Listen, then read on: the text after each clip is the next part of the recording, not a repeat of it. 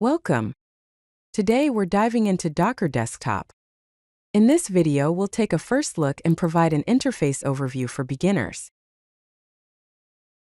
So, what exactly is Docker Desktop? It is a desktop application.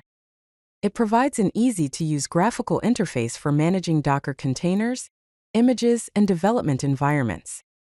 Think of it as a user-friendly control panel for all your Docker needs. Docker Desktop comes packed with features. Here are some key highlights. It helps in container management, allowing you to start, stop, and monitor containers with a visual interface.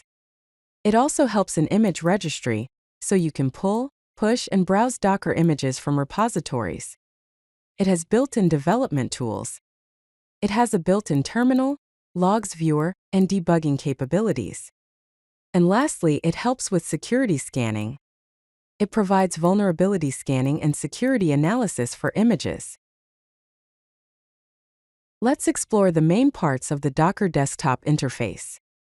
You'll typically find a title bar at the top for window controls, a sidebar on the left for navigation, where you can switch between containers, images, volumes, networks, and settings. The main content area displays information and controls related to the selected item in the sidebar. Here you can see a containers overview showing running, stopped, and paused containers. Managing your containers is a breeze with Docker Desktop. The Quick Actions panel lets you start, stop, view logs, and open a terminal for your containers with just a click.